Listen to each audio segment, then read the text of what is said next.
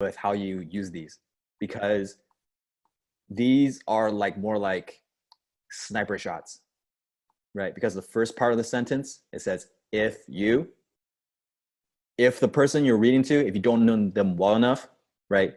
Like, let's say if you don't have attention headache, if you have attention headache and you don't have a attention headache, you're immediately turned off by the bullet, or you're bored by the bullet because it doesn't apply to you. So if you're using these if then bullets, make sure you do your, guess what? Research beforehand. So when you're using these bullets, they actually make sense. All right. See why we don't teach you guys these bullets in the first class? You guys would be shooting bullets and then everyone be getting killed. All right. Also, I saw some good comments in the chat of people noticing that the second bullet is not scalable copy. That's good. Well, we're going to get into nitty-gritty details of that next week. Right, Ed? Yes, sir. It's going to be good. It's going to be good. Okay. If then bullet. Does this part make sense when you use the if then bullet? Boom. Secret number 8 of 9. The why bullet.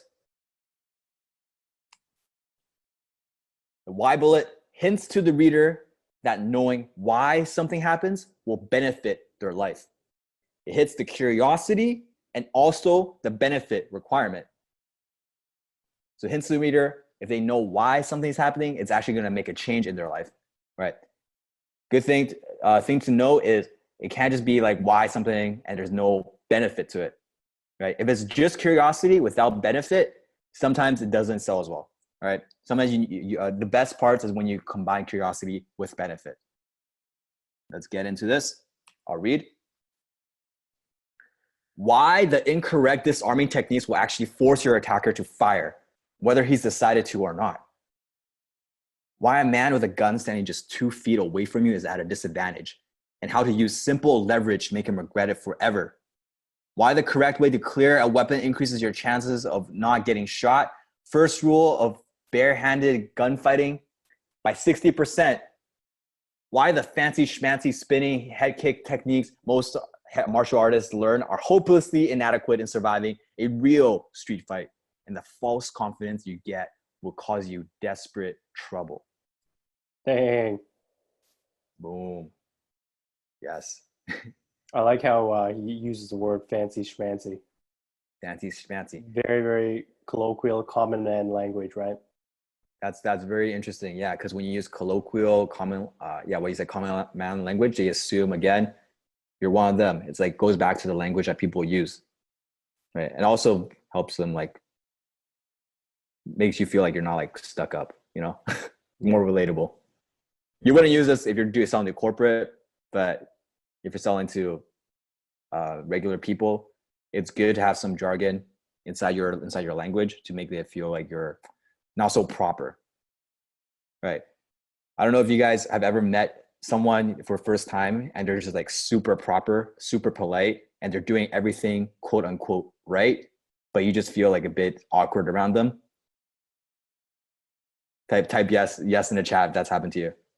Yeah, too polished. Sometimes when somebody's too polished, you can't relate. You feel this force field around them. You feel like this, like they're holding back. It almost feels like they're trying to, hold something, withhold something from you. They're fake. Fake. Yeah. Hiding. Yeah. So that if you do that in your copy too, if you're too proper, it comes off the same way. It comes off the same way. All right. Cool. Does that make sense, guys? Thank you. Why some natural joint supplements can be bad for you. Here's what you need to know.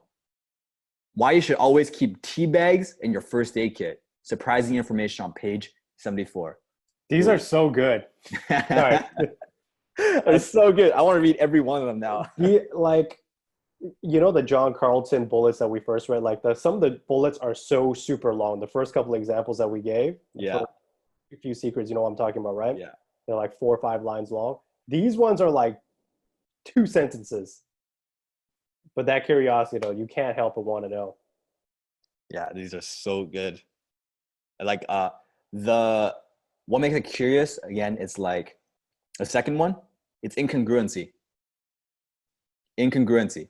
So something that doesn't fit, right? Something that doesn't make sense, right?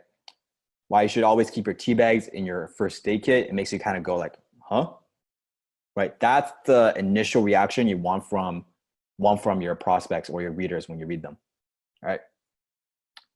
Boom. Why people living at high altitudes have less fatigue, depression, and insomnia, and how you can use the secret to have much better health no matter where you live. Ooh, I'm curious.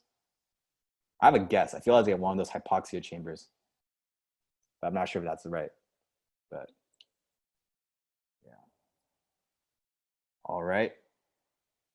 There's another one. Okay, who's ready? Who is ready for the last bullet? Last bullet. All right. Secret number 9. The specific question bullet. Just like all the other bullets, this is based on curiosity and benefit. Curiosity and benefit. It leads with a question of importance to them and then gives them or teases at a solution, right? Leads with a question that's important to them, that's personally beneficial to them, that's directly related to the prospect you're talking to. Then gives them or teases at it a solution. Steven, want to read this? Yo, can I read these right. ones? Oh, actually, all right. Ed. Yeah. Ed wants to. Why do you want to read these, man? Are these? I like these ones. Don't steal Like these Steven's ones? thunder. All right. I like these ones. Okay. Stubborn belly fat. This little known culprit could be why. Has nothing to do with diet, exercise, hormones, stress management, or sleep. Amazing breakthrough from Sweden helps you shed the pounds. Page 3. Looking to increase your conversions by tweaking a headline? Don't. Read this book instead, and you'll discover how to beat any tweak or split test you could ever hope to make yourself. Page 15.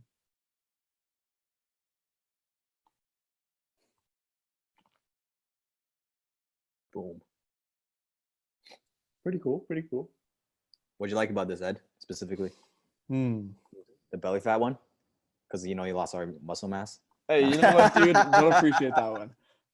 No, because I like the ones after this. All right, let's keep reading. Sorry, too soon. You're savage, man. I'm still recovering. This is the one because you guys Oh, are talking yeah. about like 2-liners. Check Oh this man, out. these are all questions. These are Hey, crazy. Go for it, Ed. Yeah, that's what I want to do. Pink eye, get the red out with an ordinary tea bag. Warts, send them packing with banana peels. Eczema, try the avocado cure. Tired eyes, make them sparkle with cucumbers. Feeling blue, lift your spirits by smelling some lavender. Headache, try the peppermint cure. Hay fever, stop the sneezing with ordinary salt water. Dandruff, try the salad oil cure. Black and blue mark, try the parsley cure. Constipated, get things moving again with some molasses. Upset stomach, this kitchen cabinet cure prevents vomiting and quiet stomach spasms fast. Cold hands, get your blood flowing again with this ordinary vitamin. Bloodshot eyes, redness goes away when you swallow a couple of these. Amazing. Athlete's foot, try the vinegar cure. Gout, send it packing with cherries. Boom. I got a question for you. Do you see why you can't have all of this in the headline? You see the power of the bullets? Right. Earlier we were asking about what's the difference between a headline and bullets. A lot of times you can't possibly get all the hooks you want in your headline. Right. This is the perfect example. Mm-hmm. See how like you don't even need to have many of these. You could just have one of these and you would buy. That's the power of having these bullets. Good. Boom.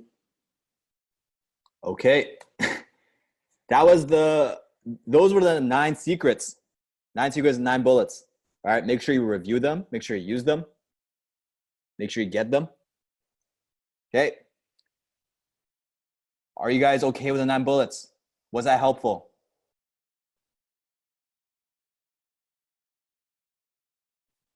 Glad to help you. Yes. Boom, boom, boom. The last part of a landing page, call to action. These ones are very, much more simple. A call to action is very simply at the end or anywhere in your copy is an instruction given to the reader as to what action they need to take to move forward. They need to take next. Right? A call to action is simply just like, hey, go to our webinar, click this link, buy our product, whatever it is. It's a call to action, very simply. All right. That makes sense? Call to action. Boom. Dope. Let's get into it. There are 3 types of call to action. The simple CTA, the second person CTA, and the first person CTA.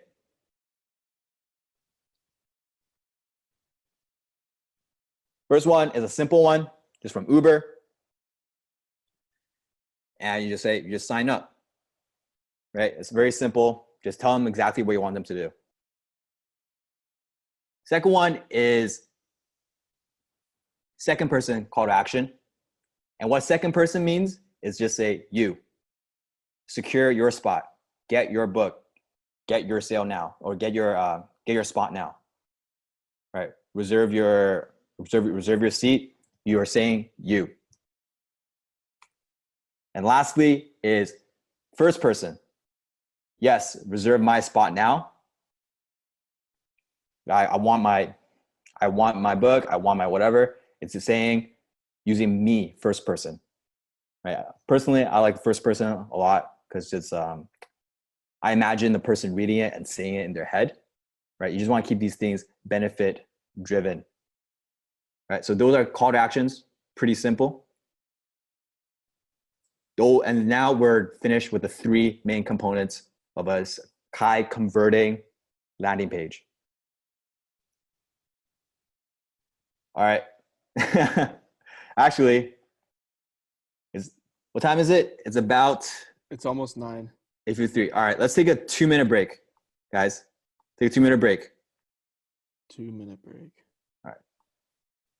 And then come back. Whew. Get your water, take a stretch, go to the bathroom, take a quick bio break. Give your loved one a little kiss.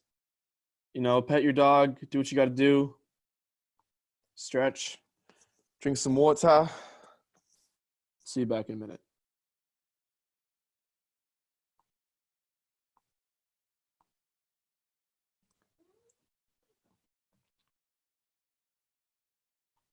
And by the way, who's enjoying class tonight?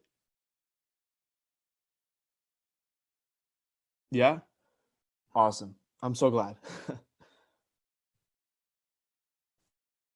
This is so much fun being up here and, sharing some of our experiences with you. Do you guys have any questions while we wait to come back? Like maybe we'll take a question or two. Ed, if you're sticking around too. Yeah, I'm here.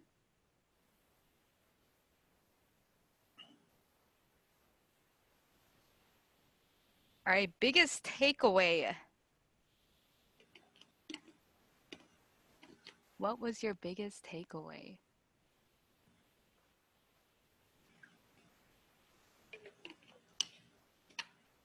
Hey, Ed. Hello. So I think one of the biggest questions I had was when I was starting to learn all the copywriting, which one do you use? Like, how do you determine which, there's so many choices. Is it a gut feeling? How do you know which one is the best choice? Which bullet's the best choice? Yeah, the bullets, the headlines, there's so many different choices. Even like the call to actions, for example. I know Peter says he likes the first person, but which one, how do you land on which one works, or do you just split test it? So very good question, by the way. With the call to action, it's actually a data-driven decision, because if you think about the mind of the consumer, you guys are familiar with affirmations, right? When you say something over and over again, you start to believe it, right? So now imagine your reader is saying in their head, yes, sign me up. Don't you think they're more likely to sign up than just sign up now? So that one's a data-driven decision. But for things like the 9 different types of bullets, it really depends on the information you want to provide. You could actually take whatever information or whatever secret, whatever it is that you want to express in your bullet, and you could choose pretty much any bullet and express it that way. You just have to, sometimes you just have to try it out. Okay, let's take an example. Let's say one for how to get your first client. I'm going to rattle through the 9 different ways that you could write how to get your first client using each bullet. Are you guys ready? Would that help if I give you an example? Yeah, totally helps. Excellent. Okay. So how to? Well, how to get your first client as a high income copywriter. Okay. The secret to getting your first client as a high income copywriter. The number 1, 7 ways to get your first client as a high income copywriter. You need to have testimonials to get your first client as a high income copywriter, right? Wrong. In fact, all you need is a pen, a paper, and an iPhone.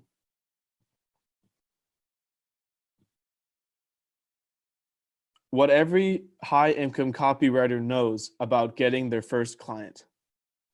What never to do when getting your first high income copywriter client. If you're looking to get your first client as a high income copywriter, then you need to know this little known negotiation trick. Why every high income copywriter should know these. I'll think about this one for 1 second. Why every high income copywriter needs to know this weird client attraction secret. The specific question. Struggling to find your first client as a high income copywriter? Discover the secrets only known to the highest paid and respected high income copywriters. Boom. I think I'll take the Awesome. last one. Yeah. By the way, someone asked why iPhone and not simply a cell phone. You're looking too much into it. It was just an example. It's not like I could have said phone. It's just the first thing that came to my mind. It doesn't mean anything. But you know what I like about iPhone though? You can see it in your mind. Cell phone is like a little bit vague, right? Mm-hmm. A Razor flip phone. Yeah, Razor flip phone. I could see that in my mind. Yeah, I remember I had that in high school. I thought it was so cool. I just kept flipping it in and out. And Those are still in right now in certain parts of the world. Like go to Japan where Sifu is, like, you know, The flip phones, yeah, the flip phones are still popular in Japan. high status, man, high status. Yeah, because like when you finish a call, right, and you close it, it's like psh, a snap. It's like job done. That's a satisfaction. Yeah, you feel satisfied. Like with iPhone, you just press the home button and you're like, Yeah, call me when you have a deal.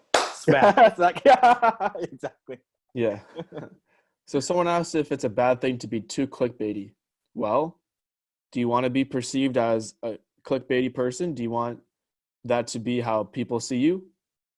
It's up to you. It's not good or bad. Just going to get you different results.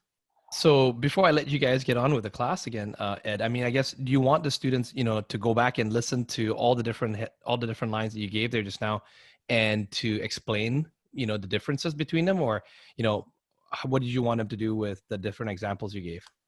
So like the way that I write bullets, I'll just look at it. For example, like the piece of information here is how to get your first client, right?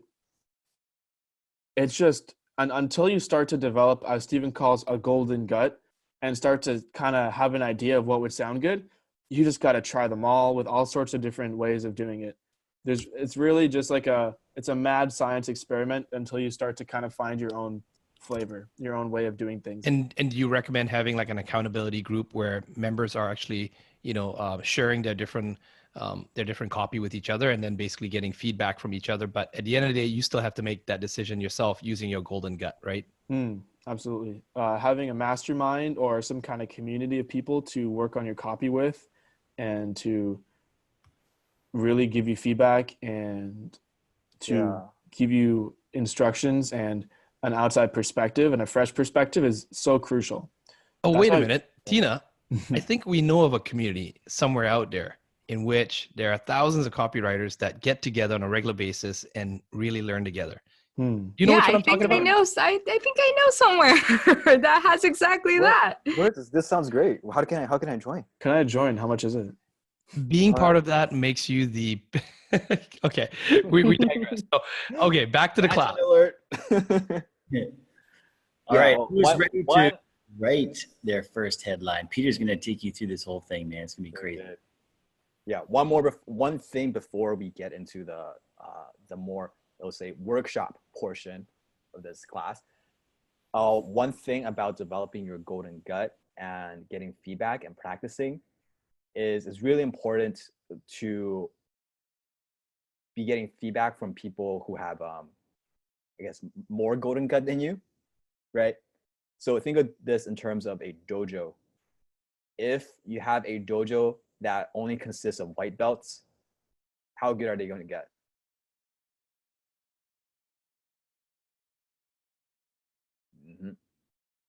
Are very good. And why is that, right? It's because exactly, it's blind leading the blind, because what you feel might be good is not actually good until you have someone who's maybe a blue belt, a brown belt, black belt, actually guiding you through what's good, what's bad. It's very hard to develop that golden gut because you're just giving wrong feedback. It's like I play basketball, right? I like using basketball analogies. Imagine if you're playing basketball, you're shooting and practice shooting, but then the hoop moves every time. And you're not even sure if you made it in or not, right? With wrong feedback, you're just gonna be going in circles. You're not gonna be improving, right? So that's one important thing I need to leave you guys off with before we get into the next portion of class. Now, we've learned the essential building blocks of high converting landing page, headline, bullets, call to action. Do you guys want to write a landing page together right here and right now? Put a yes in the chat. Can we talk about the group activity now? Yes. Boom. Okay, this is the group activity. All right, we're gonna put a landing page together. It's gonna be really simple, tight. We're gonna put together all the things we learned together, and you guys, you're gonna end up with your own landing page by the end of class. Let's do it together. Ready? Boom, boom, boom. Remember who you need to be before we write anything. Psychologist, strategist, researcher, wordsmith. You gotta start with number one, your market. So first, let's just define who this market is that we're writing a landing page for. All right, I'll give a real simple and easy one to practice. Our prospect, his name's Chad. And if there's anyone in the Discord chat that has a name Chad, I apologize. So let's go. Chad, early 30s, working professional, has a girlfriend. He works long hours. He's stuck in meetings most of the day. He feels drained during and after the day. He finds himself busy all day, but always someone or something just interrupts him. Like he can't get work done on his big projects. And sometimes he has to miss the gym multiple times to stay in late just to work.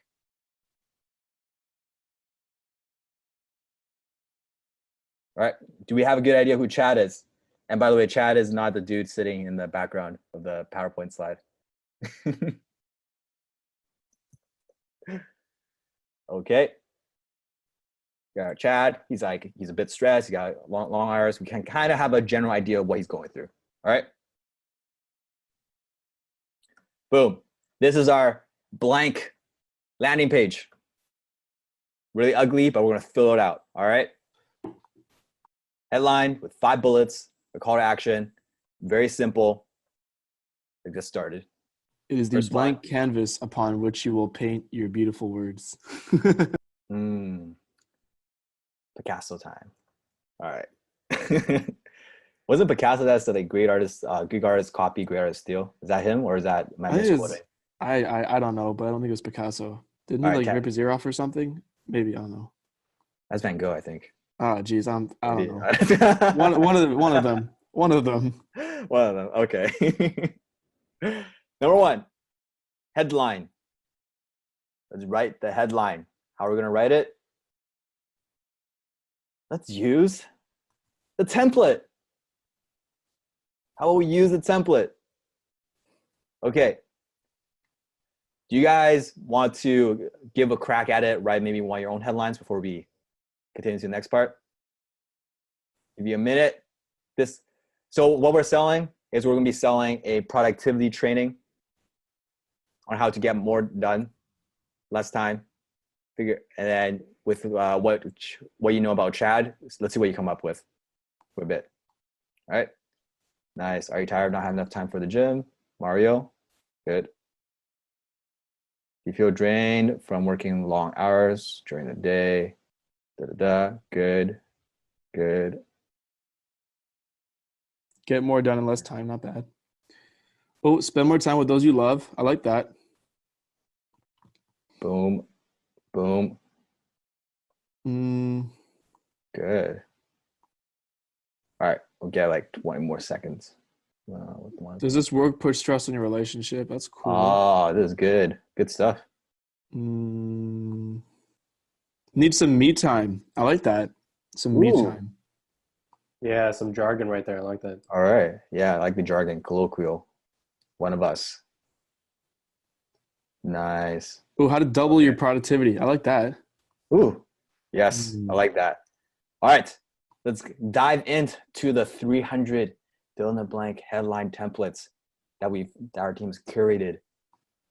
Let's use it, make it easy for ourselves, right? Normally, if we didn't have this, I'd probably be scouring around the internet, magazines, just to find a good one.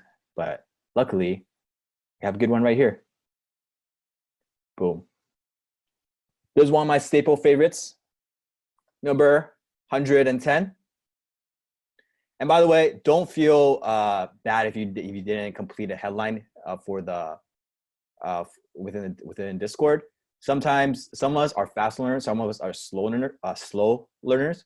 And I'm pretty personally, I'm a slower learner. I like to digest and process things. I'm not as good as Ed in terms of like coming up with ideas on the spot. I like having things digest and processing before I come up with my ideas. So don't feel pressured or anything if you feel like you can't come up with things on the spot. That's perfectly fine. Just take your time. All right? Sounds good? But man, when Peter does come up with an idea, holy shit. So slow learners, you guys got an advantage. Yeah, you allow information to stew more in your brain, right? We need both, right? We need just like people who think slowly, people who can fire off a lot of good ideas fast too. All right, cool. I like this one, the headline template. How to blank without blank. Headline 110. So how you want to use this this template is you want to use it as, actually Ed, you want to explain this part? How you use this template? So how to blank without blank. So the first blank is some kind of benefit, something that people want to move towards or a desired outcome. So for example, how to lose weight, how to get more done. Yeah, those are some good examples. And the without is without some kind of issue or problem or objection that someone might have. So for example, it could be without, you doing some stupid morning routine that takes up 3 hours of your day, or without, wasting your time drinking some woo-woo foo-foo tea in the morning that promises to give you lifelong focus or whatever the hell. So there's different ways of having the without, but it's exactly how to benefit without objection or what's already out in the marketplace, or without in the marketplace, or like a common solution, or objection, or the pain. Yes. What was that one way that some other dude put it? Like how to like yay without nay? Is that what it was? Yeah, how to yay without boo. Without boo. Yeah. How to yay without boo. How to benefit without something they don't like. How to yay without boo. Right. So Like that. how to their benefit what they want without doing something they don't want to do. Mhm. All right. So we got so many responses here. Good job, guys. Good job, guys. Perfect. And remember, this is just one template. I personally like this one. I just chose this one. There are a lot of other ones you can use, but for this one, we'll be using how to blank without blank. And let's see what we come up with for a headline, knowing what we know about Chad.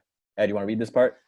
How to double what you get done in a day without sacrificing gym time, your love life, or your sanity. Boom. See how if this was speaking directly to Chad, he's not having gym time. He doesn't want to miss time with his girlfriend. He doesn't want to lose his sanity. Would that appeal to him? Exactly. And see why the research part is so important. See why knowing your prospect is so important, because we're literally pulling bits and pieces out from their day, their psyche, and we're putting it onto the page. It's not creative, not very creative at all, but very, very mechanical. Great. That's the headline. Next one, we're gonna do bullet number 1. Let's try the secret 2 bullet. The secret 2 bullet.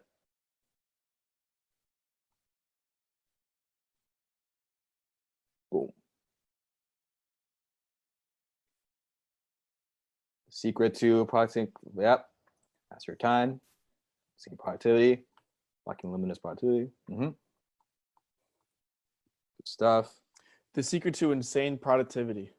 Remaining productive all day. Oh, they already know. Nice. Nice. It's good stuff. Boom. Boom. Nice. Good job, guys. All right. Let's get into it. What would be secret to dominating your day?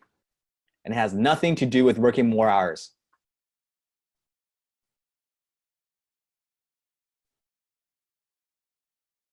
Secret to dominating your day has nothing to do with working more hours. Chad wants to dominate his day. He doesn't want to work more hours.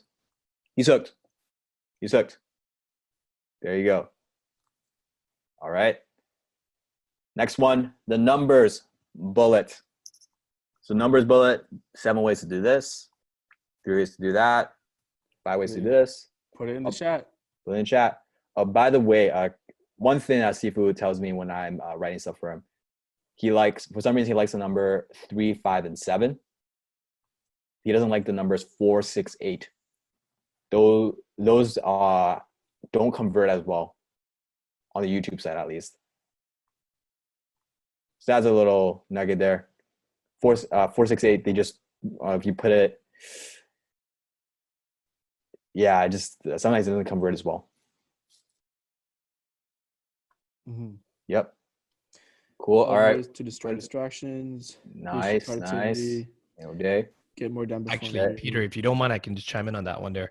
There was a study that was actually done that it showed the odd numbers actually convert better than even numbers.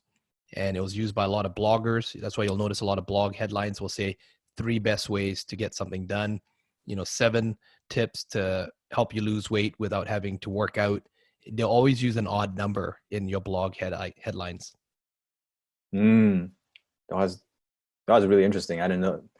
I knew it was a common practice.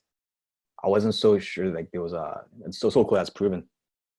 It's awesome. All right. Let's get into the numbers bullet. Supercharge your morning. There it is. All right. Ed, read it, please. Only because you said please. Please. How 3 simple changes in your morning routine will dramatically increase your productivity. Bam. 3 simple changes. Your morning routine will dramatically increase your productivity. Notice the number makes it a specific number makes it more believable and credible. Yeah, you want to say something? Yeah, I was just saying, actually, we could have done that even better because changes sounds like a lot of work. Yeah. But what if we did how 3 simple tweaks to your morning routine? It's a little tweak, just a little itty bitty change because people don't like change, but Yes. 3 simple tweaks to your morning routine. Oh yeah. Would That's increase your productivity. That's a great deeper psychological lesson I think that we could get from that too, right? People hate work. People hate things that make them have to change. People hate things that are hard, that sound difficult, or might take work to do. So one thing we don't, on our front end, we don't really do is we don't use the word learn, because learn sounds like work. Learn sounds like you have to change something. It sounds like you have to sit down. We use words like discover, we reveal, Find out. the behind the curtains, right? We feel like we're unveiling something, right? We do say learn once you guys are inside because we know you guys are committed and you're willing to do the work. You're willing to put in the work. But on the front end, before they have a relationship with us, we don't make it sound like work. We want to make it as easy as possible for them to get into our world. Right? Does that make sense? Beautiful, beautiful, beautiful. Next one. The right, wrong bullet. Right, wrong bullet. How would be one way we can do that? Working harder makes you more successful. Wrong. Oh, that's a good one. I like that one, Dustin. Yeah, that's a good one. 3 ways to get all your assignments done today. Bit more curiosity element needed there, but it's good. Ooh, you have to skip gym after a busy day, right? Wrong. 10 tips on how to get a workout, even if you are a beat. Oh, you are a beat. Okay. Nice. Oh man, you guys are good. Yeah, it's good. It's good. So a lot of fast thinkers. Right. And again, if you're a slow thinker like me, don't worry. Just beat the turquoise. That beats them later on. All right. You guys ready? Let's get into the next bullet. Steven, you want to read this? All right. So the more tasks you get done in a day, the more productive you are, right? Wrong! Here's how to get the most out of your day. All right. I get really excited when I read coffee sometimes. Good. That was great. Wrong. Who needs coffee, right? All you need is a bullet. That's true. That's why they made bulletproof coffee. Bulletproof coffee, you know? They don't need any bullets. It's all their coffee. Just proof. Oh my goodness. All right. Next part. Actually, one more thing. Just remember how we use the right wrong bullet. The right part is a commonly held belief that you want to challenge, or a common assumption that they have. Right. So Chad probably thinks, yeah, I just get a lot of tasks done. That's how I get more work done. So that's how I become more productive. So when you enter that, you challenge that conversation in their head. You say, hey Chad, the more tasks you get done in a day, you think the more productive you are, right? Actually, that's wrong. Here's how to get the most out of your day. And he's like, oh, I didn't know I was doing something wrong. Let me figure it out. Okay. So there you go. Boom. The what bullet. The what bullet. When you give them a specific piece of information or a specific piece of action to take, like what to do, what you should never do, what you should do, blah, blah, blah. Right. People.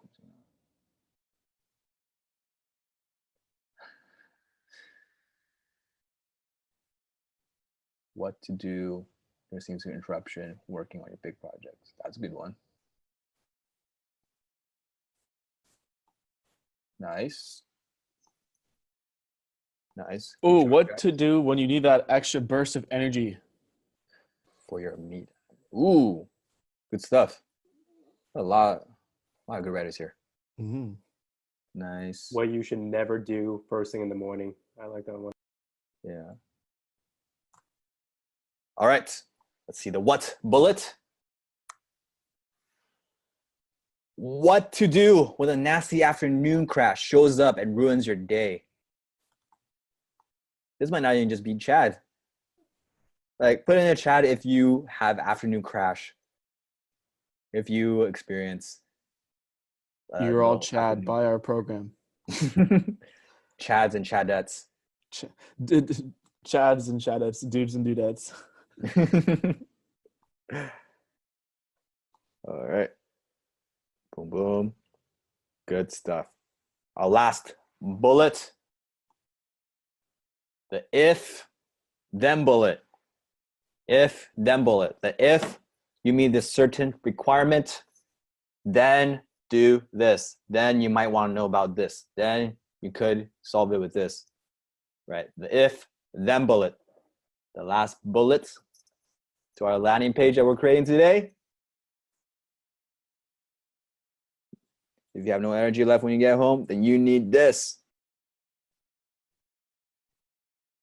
If you go to sleep, then you'll be more productive. Nice.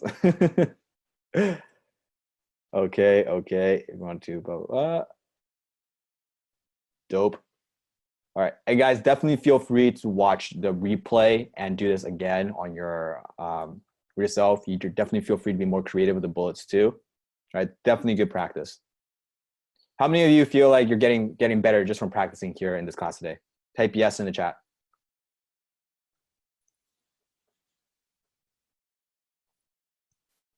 Good. And you see how I keep saying it again and again just to put the hammer in the point home. Do you see why we don't show you this in the early parts of class? Why we focus on psychology or the foundation, the thinking before? Right? Now it becomes much easier. The foundation is there. The copy just flows out much easier. Otherwise, we'd be looking at a blank screen. We'd be like, oh, what do we write? I don't know anything about Chad. I don't know anything about his problems, his desires. Oh, you don't. This is what most copywriters do. They think they have a few tactics up their sleeves. They go on the market. They think they're the shit. They'll write a few hypey headlines, and they think they know, but it's really without the fundamentals, without understanding why we do something, you're basically like one market change away from like losing your job or losing your value to the marketplace, right? But when you understand the principles, when you understand the timeless things that don't change, you're really like protected all the time. That's what it means to have like financial confidence. All right. Great. Let's go into the last if then bullet. Blake, you want to read this? If you've got just 20 minutes a day, I guarantee you'll double your productivity with this simple trick alone. Ooh. That one looks a bit familiar to the other if then bullet we had, Ed. It was good. Swiped. Good copywriters. Great copywriters steal. And when we mean steal, we do mean like just take the idea and model it to fit our own needs. You see how there's a structure to copy, and you can swipe the structure of the copy. All right. Lastly, call to action. Boom, boom. Let's use a first person one. And we just say, yes, I want to double my productivity. Oh, my bad. I didn't give you guys a chance to put put something in there.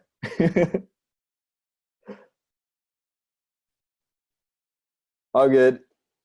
I'm still seeing some people, yes, I want to win back my day. Yes, I want my life back.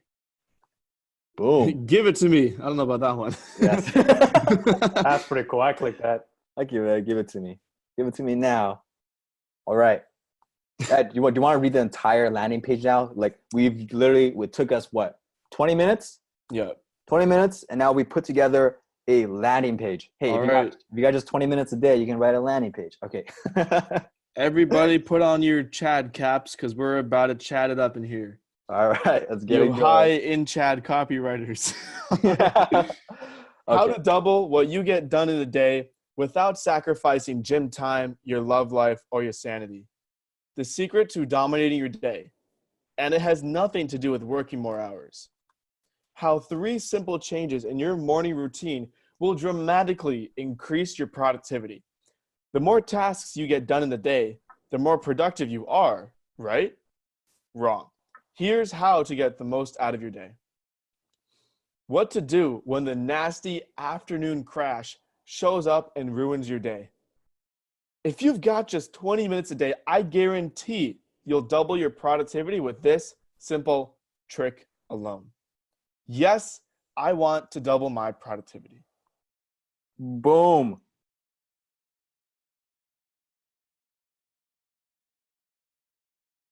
Congratulations, guys. You just wrote your first landing page. Give me a boom in the chat.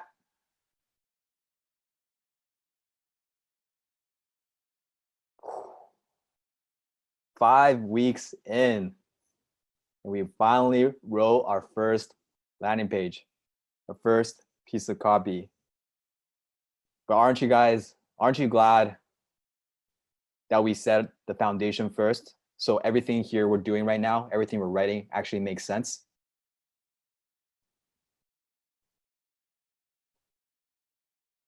Good. And I know in the first 4 weeks, you guys might have thought, this is a lot of theory. These are a lot of pie in the sky theories. I'm not exactly sure how this fits into the copy I'm going to write. I'm not exactly sure how it's going to translate to when I have to actually write for clients. Like, I'm a bit confused. There's a lot of loose ends here in my mind. I'm a bit overwhelmed. Like, are you a bit more settled now? Does it make more sense to you guys now? Good. Trust the process. We've gone through so many programs. We test so many programs. We know where the learning process goes wrong. And that's what we don't want when you guys go out, when you guys are doing your copywriting, right? You guys are working together. So boom, first landing page, done. Now let's go into the 4 pillars. Second pillar of high income copywriting, emails. We're transitioning, okay? But before that, let's answer a bit of a question. What's the difference between a short page and a long page, like let's say the PCS or a CIB page? Okay, for CIB pages, for the long pages, you would still have the headline, you still have bullets, you would still have the call to action, you would still do the same research, but there will be other things that we don't have time to get into this class, right? But we'll get into later, okay? And you'll find, actually, it'll be answered a bit more here in the emails, right? Because you're probably worrying more about the body copy. The email is actually, some principles here translate to the pages you're asking about too. Okay? Are you guys, yep. Some people are asking, how long can your headline be? Is shorter better? The headline should be as long as it needs to be to get the point across while getting the person to read the next line. Yes. Right. Remember, what's the purpose of the headline? What is the purpose of the headline?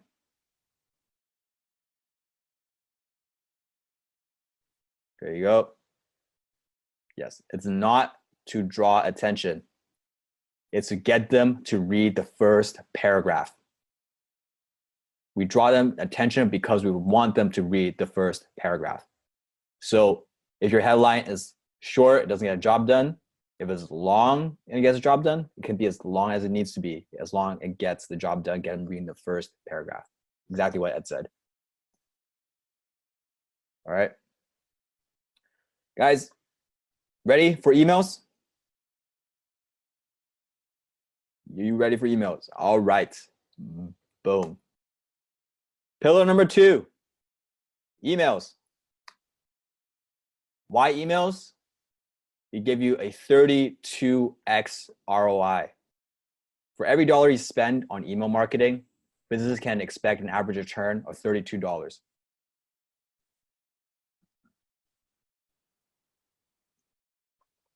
This is because emails touch almost every part of the transaction, from the time they opt in to the time they get videos delivered, to the time they get purchases, to the time after purchases, to even when you're for buyers who are not ready to buy now and you have to build a relationship with them, right? Emails have a strong return on investment. That's one thing, right? Remember when we talked about focusing on why we're focusing on the 4 pillars? They produce immediate returns. That was one of them. And when you can produce email,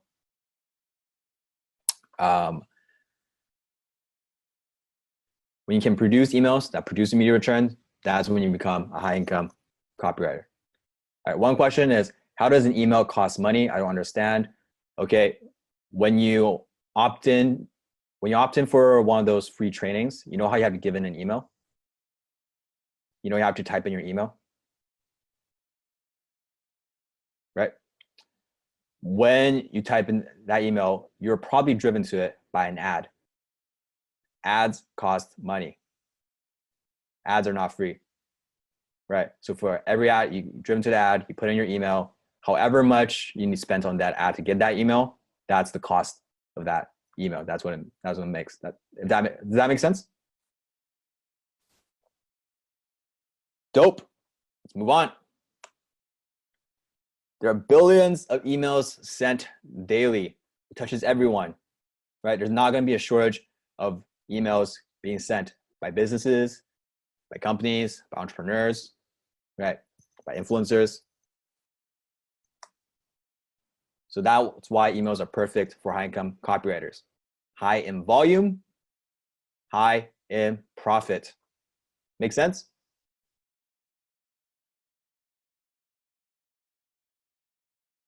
Yeah, I do say dope a lot.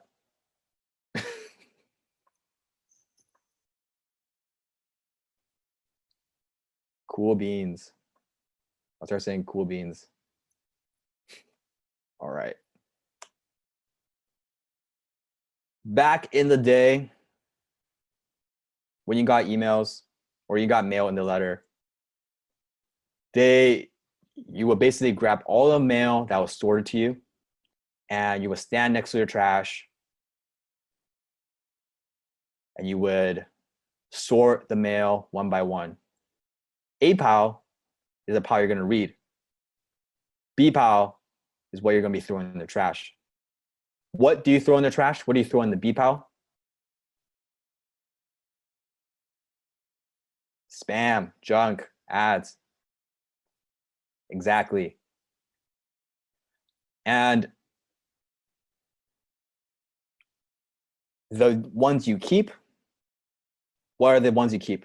They're going to be what? Bills, relevant ones, personal ones, worthwhile to you, beneficial to you.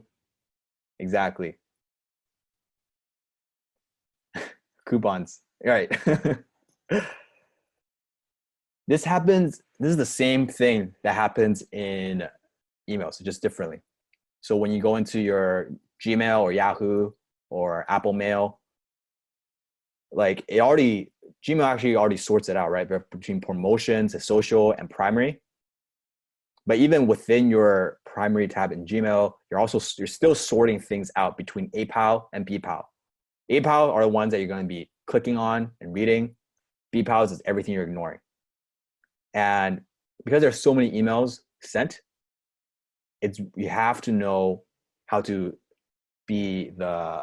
stick out, how to be a differentiator when you're doing emails, right? In terms of A-Pal, B-Pal, on the left side, this is the industry rate. In terms of open rate, it ranges between 20 to 26% for almost everything in terms of open rate. On the right side, that's our email list of over like 1 million people. In terms of how much we get opened. So we're at 44%. The industry rate is about 20 to 26%. So we're doing something all right with our emails. Cool. The Tao of email. The emails, this is basically more of philosophy for emails. Something to understand is emails are not for quick fixes. They're not for quick transactions, right? Emails, when you read them, most likely if they just started their relationship with you in terms of like, I remember when you opt into a list, you give them your email. That's a start of a relationship. Most of the time, most people are not going to buy from you immediately after giving you their email, right? So when you send emails to them, it's more about relationship building. It's less hype. It's less over the top.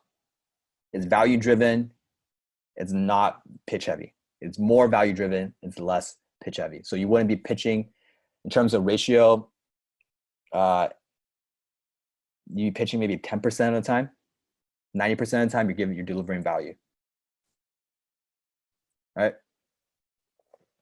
So when you pitch too much, I've seen this done by a lot of people. They just keep sending people emails. They're like, hey, all our courses are off now, 99%. You get it for $1. You get it for $97, right? And they keep sending it, and it's over at midnight. And then like 3 days later, they'll send you another one. All our courses are off $97. Offers over at midnight. And then a week later, it's the same thing. So that could work short term, but eventually you burn your list. And instead of harvesting your crops, you're basically just burning it. You're just burning it for a short-term gain, right? So in terms of philosophy of detail for emails, you always want to think of emails as more relationship building. You're giving them more value. You're not pitching them as much unless you have an actual offer or actual deadline that you need them to meet, right? So for example, if we have a deadline for HIC coming up, we would be more pitch heavy because you want more urgency for people in case like they didn't know that there was a deadline coming up for HIC. That's when you would give the more pitch heavy ones, all right?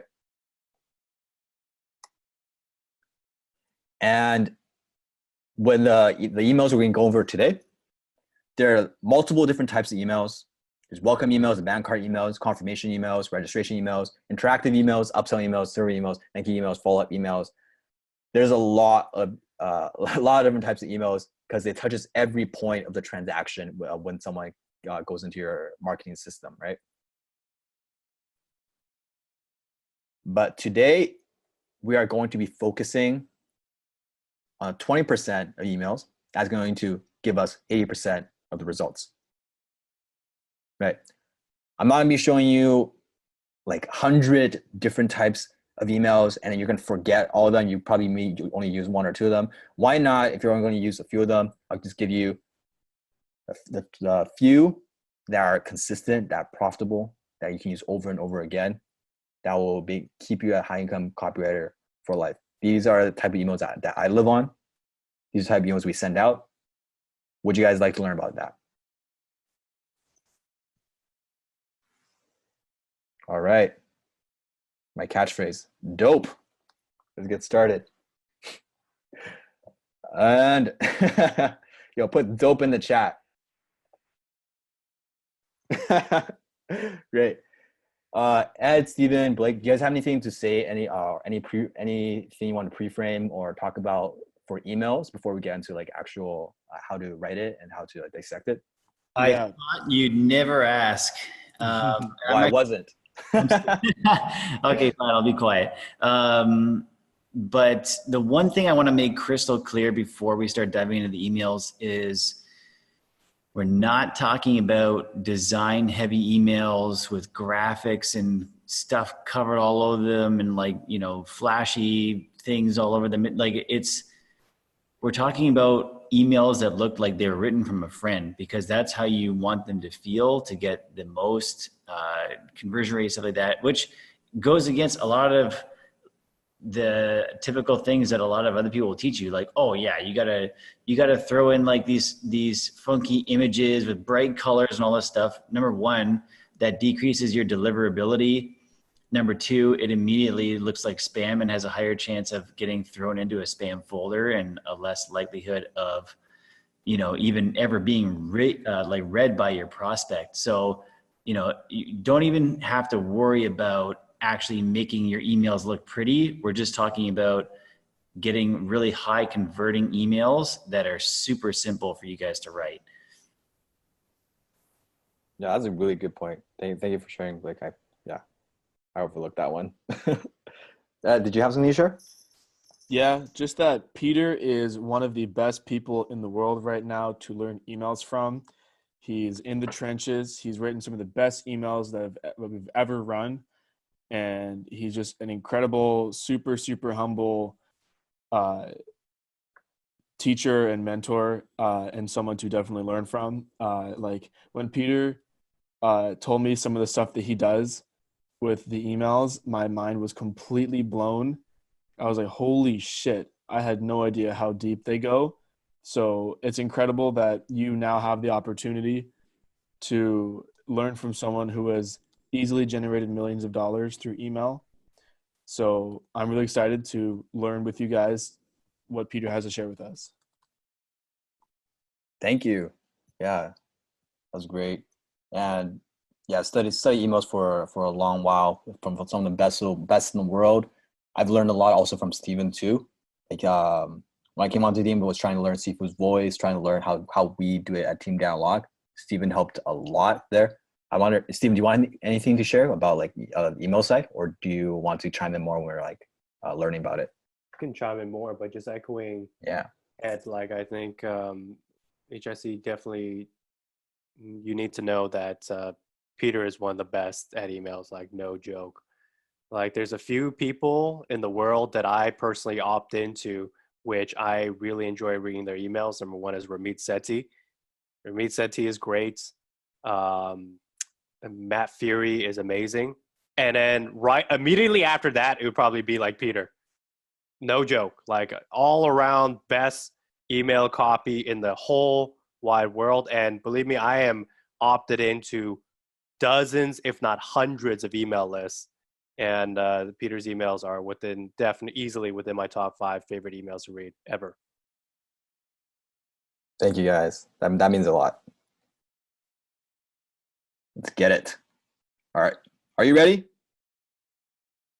That's dope. Put dope in the chat and we're going to get some dope emails down. Let's get it. These are going to be the 3 types of emails you're going to be able to use over and over again with consistent, predictable results. 3 types of emails you'll be able to use over and over again with consistent and predictable results. And these are not like the pitch emails where you skim the 90% off offer, use it once, you can't use it next week. These are things you can use day after day after day after day for 365 days of the year, and your email list will still love you. They will still want to buy from you. They will still want to hear from you. They will still click on your emails. They're going to click on it over and over again. They're not going to get bored as long as you do it correctly. Right.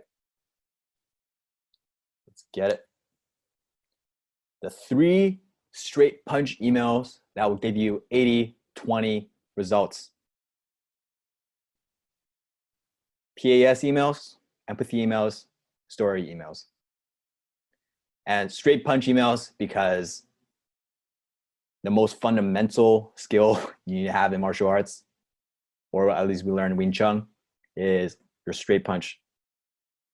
If you have a good straight punch, that's really all you need to get 80% of your results. Right? Exactly. 1 punch emails. This is like One Punch Man. I'm gonna be showing you the secrets to it, so you guys better follow it if you want to become bald and be able to punch like One Punch Man.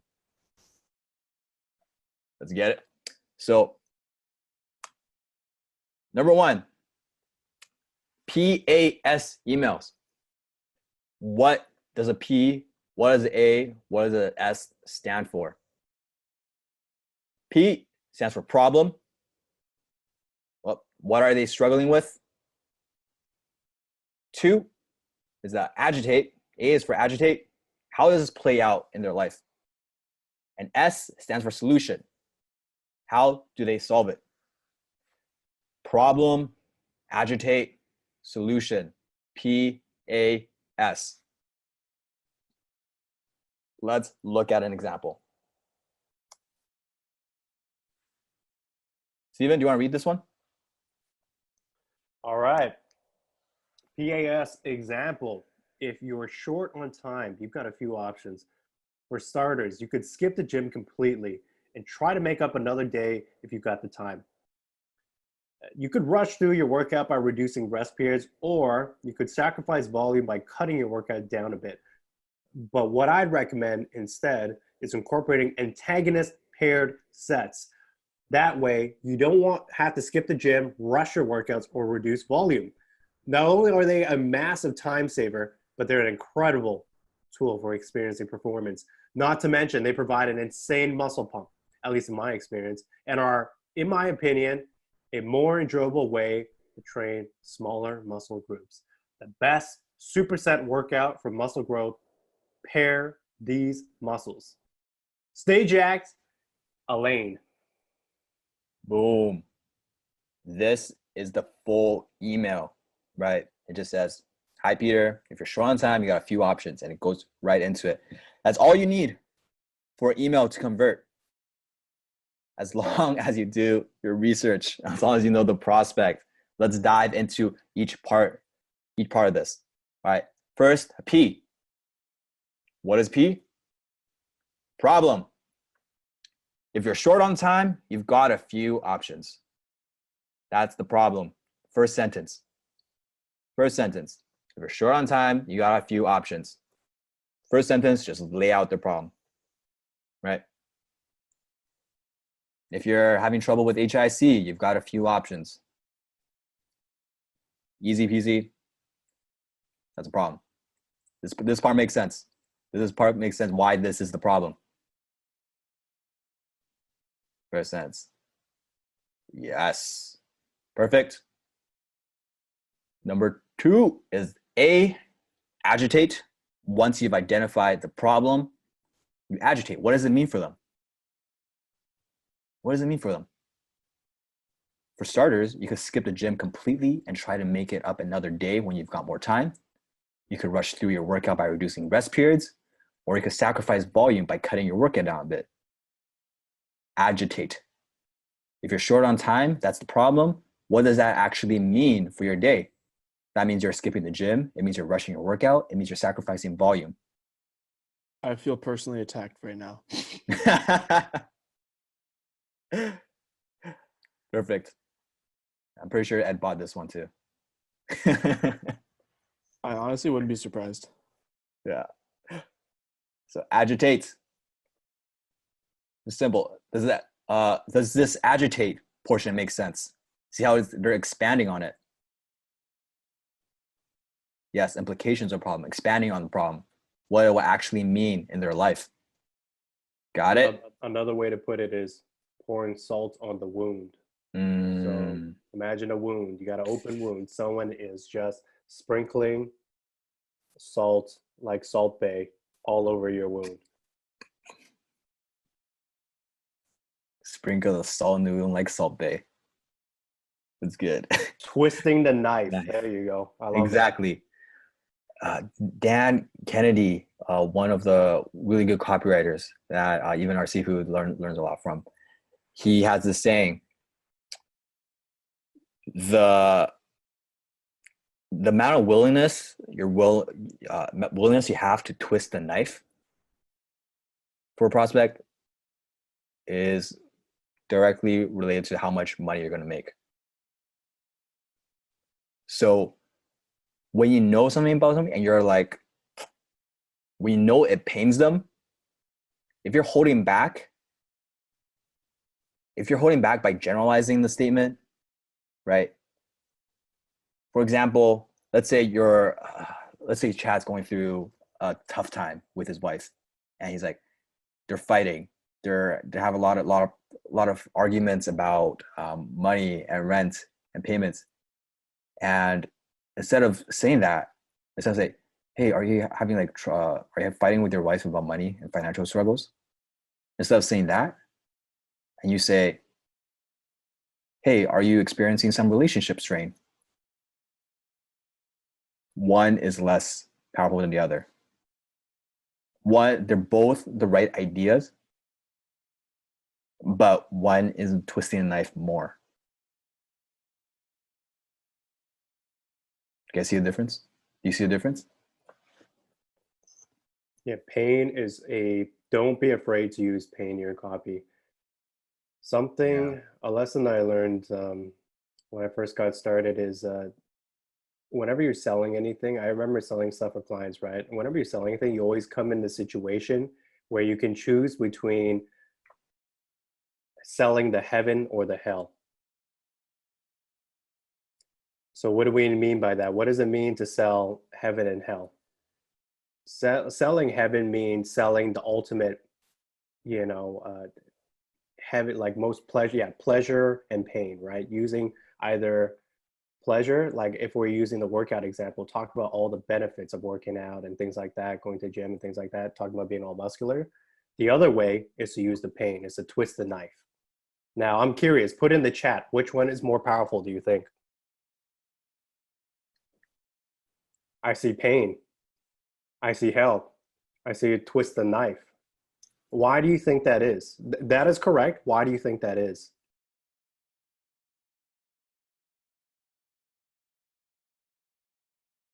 Strong emotion, fear, hurts more, relief. We got a lot of HTC students, so they know the answer. Yeah. A lot of people, when they're buying something, they're not buying into something, they're buying their way out of something. So a lot of people, whenever they're buying something, they're not buying their way into something, they're buying their way out of something. It's a seafood genius.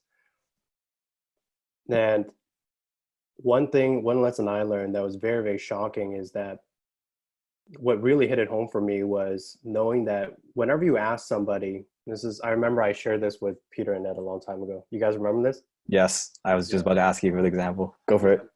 So basically, if you ask somebody, let's use the money, like a business opportunity, make money niche, right? If you ask somebody, if I gave you $1 million, like what would you do, right? What would your life look like?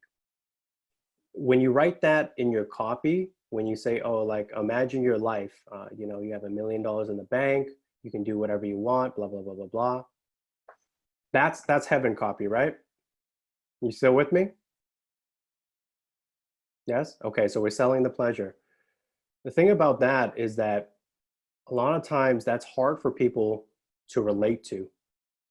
Whereas if you use the pain, if you say like, make enough money to save your marriage, get your kids, put your kids through college without them going through debt, having a house completely paid for rather than, having a mortgage for 30 years, all that pain is something that they can actually relate to. So in other words, when you ask the average person, what they want, they actually don't know. They don't know. Whereas when you use pain in your copy, it's much more relatable. And they feel understood. Make sense?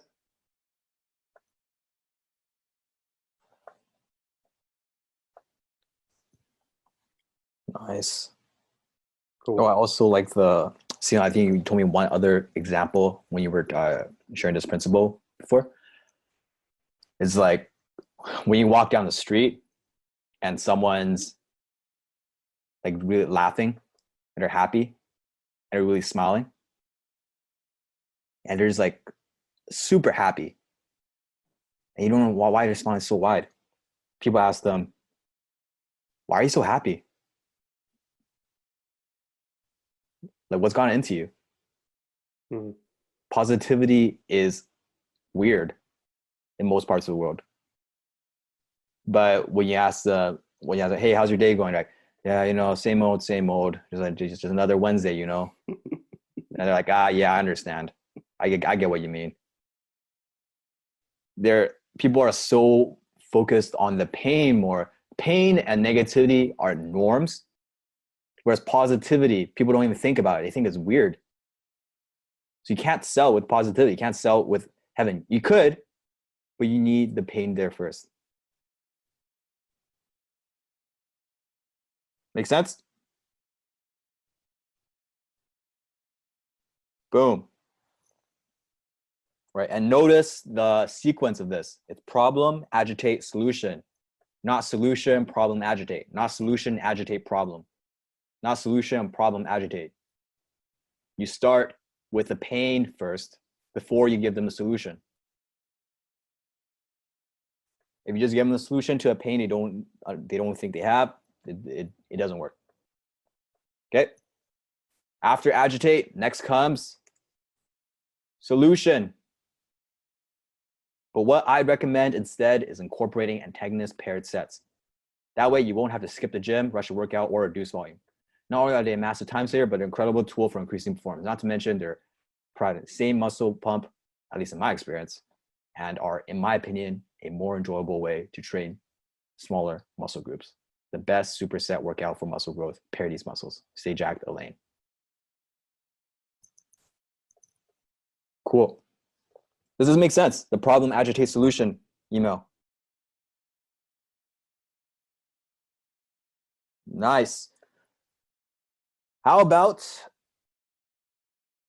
we write one together again for our prospect, Chad? You wrote your first landing page. Let's write your first problem, agitate, solution email. Are you ready? Are you excited? Great. Put in chat, how many of you enjoy the interactive where you're writing the copy along with us? Good. Good. Let's get into it. Problem, agitate, solution. Problem for Chad. Feel like there's too much on your plate? Feel like there's too much on your plate? That's one sentence for the problem.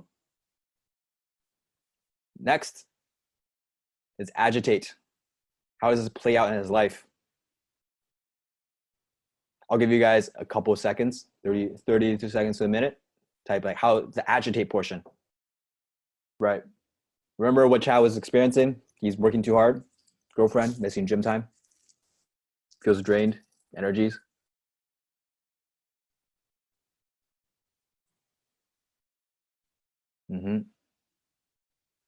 Yeah, poor Chad. I'm so sorry anyone in the Discord is a Chad right now. If you're not typing in the Discord because of the name I chose, then yeah. We're all Chads.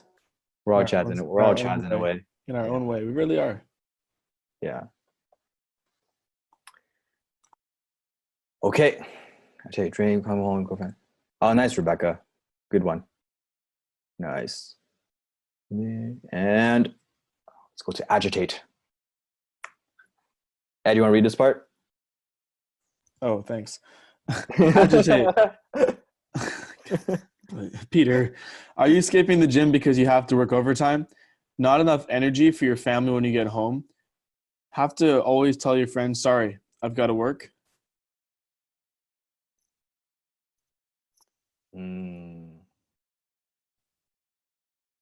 Good stuff, guys. Good stuff, guys. And don't worry, you'll be given more opportunities to practice as well. Okay, next part is solution.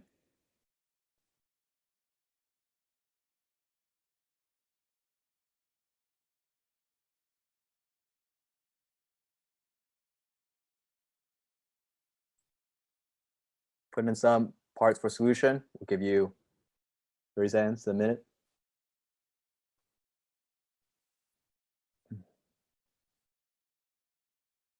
One thing when you're doing agitate, if you can even pull like quotes or dialogue specifically from their life, that makes it even more powerful.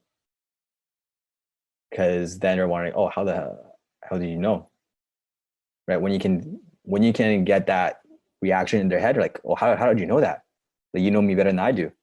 That's when they're going to be more inclined to buy. Cool. Let's do solution. And the way we did solution here on the slide is a bit different. So pay attention to this one. Well, we've developed a new training. It's called the Digital Minimalist Productivity Hack. You can double your free time with nothing more than a pen and a notebook. No apps needed.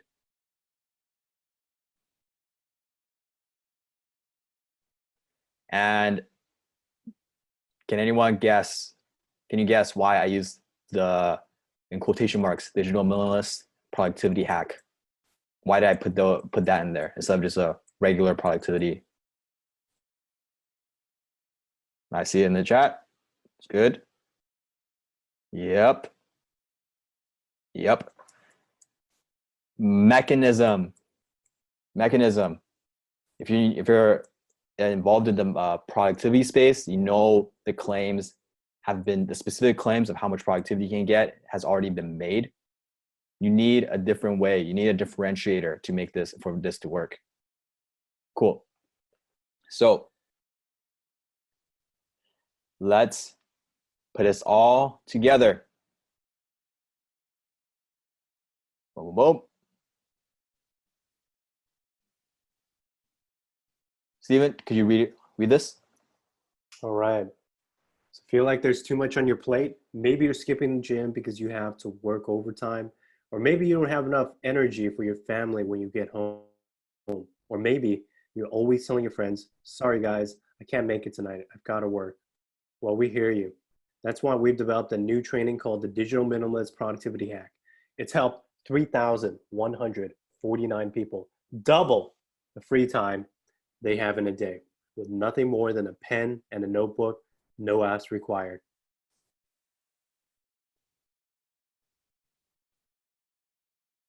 Boom. And the 3,149 people, if you have the social proof, definitely use it. This is a fabricated one. Just make this. To be honest, I would buy this. I would buy this. Let me ask Blake. Yo, Blake, would you buy this? Blake would buy this. Blake, would you buy this? Here's the checkout. Blake would totally buy it. Link to the call to action. Let's get going. I'm ready to buy. I Take knew my it. money. Yeah, there we go. Can you guys see how, can you see how this is like more very simple? Yeah, if you know the research, if you know the structure, then the copy is it just flows. It just flows into the structure. It flows into all the work you've done beforehand. Cool. Can you use on it?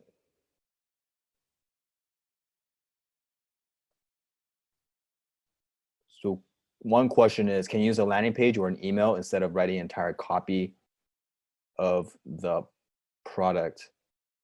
I'm not exactly sure what the question is asking, but I'm guessing it's like, yes, you can. You can use a landing page or email to sell a product. It doesn't always, a landing page could be used to sell this product as well.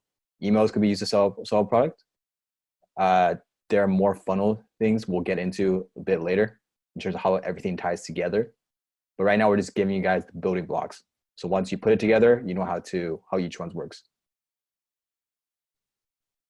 Cool. Dope. Let's go into the next one. The empathy email. Empathy email. Empathy email, you start with an empathy statement. You show them that you understand what they are going through. You assure them it's not their fault. You validate their experience. You show you have similar values, and then you give them a way out. This is similar to the problem, agitate, solution, but you start with empathy statements. You're a bit more expanded. You validate their experience, and you show you have similar values. So how does this look in terms of an actual email?